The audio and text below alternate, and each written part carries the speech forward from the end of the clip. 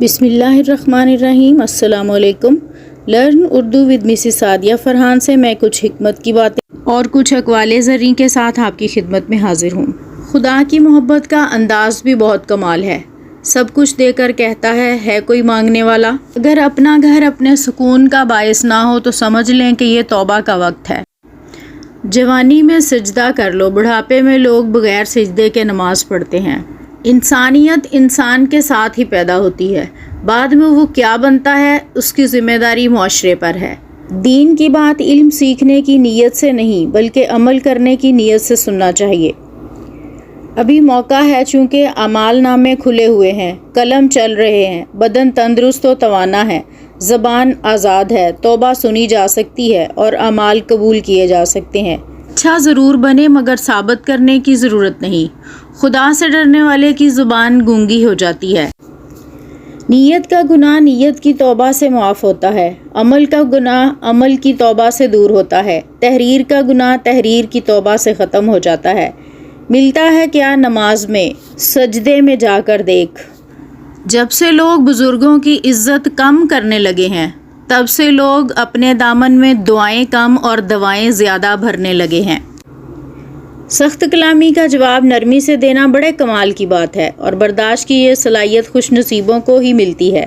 یا اللہ ہمیں عاجزی، انکساری، درگزر اور توبہ کرنے والے ان خاص لوگوں میں شامل فرما جو تیری رضا کے آگے سر جھکاتے ہیں اور جن کو تو پسند کرتا ہے۔ جہاں انسان جاتا ہے وہاں اس کا رزق پہلے پہنچ چکا ہوتا ہے۔ اللہ والوں کی صحبت میں بیٹھنے سے عقل نصیب ہوتی ہے۔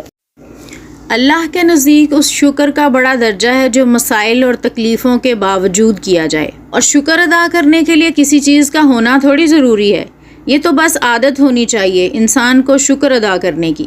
والدین کے فرما برداروں کو ترقی کی منازل چھوتے دیکھا ہے، اور ماں باپ کے نافرمان اپنی اولاد کے ظلم و ستم سہتے ہیں۔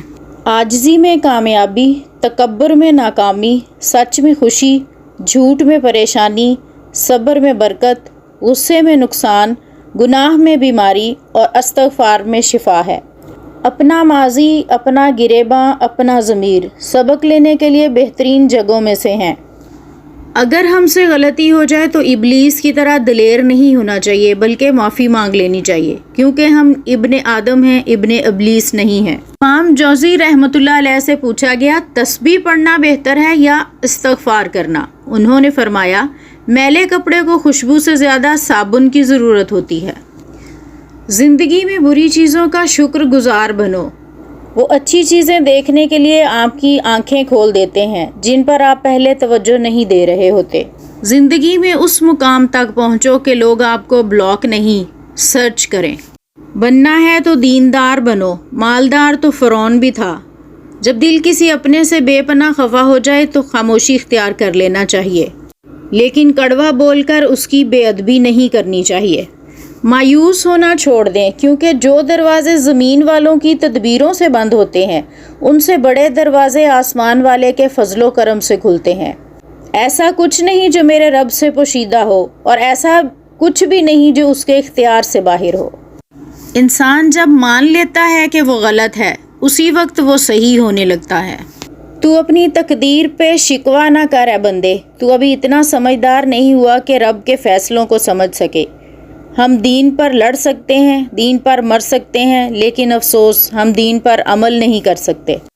اگر لوگ اپنی ضرورت کے وقت ہی آپ کو یاد کرتے ہیں تو برا مت مانیں، کیونکہ چراغ اسی وقت یاد آتا ہے جب اندھیرا ہوتا ہے۔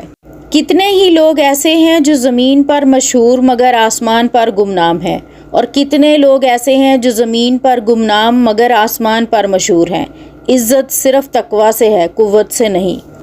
دل ایک برتن کی مانند ہے، اس میں دو میں سے ایک چیز سما سکتی ہے، محبت الہی یا دنیا کی محبت۔ اب یہ ہم پر منحصر ہے ہم کس کی محبت کو اہمیت دیتے ہیں۔ دعا ہے کہ اللہ تعالی ہمیں اپنی محبت پر قائم رکھے اور ہمارے دل میں اپنی محبت کو جگا دے۔ اگلی ویڈیو کے ساتھ آپ کی خدمت میں دوبارہ حاضر ہوں گی، تب تک اللہ حافظ۔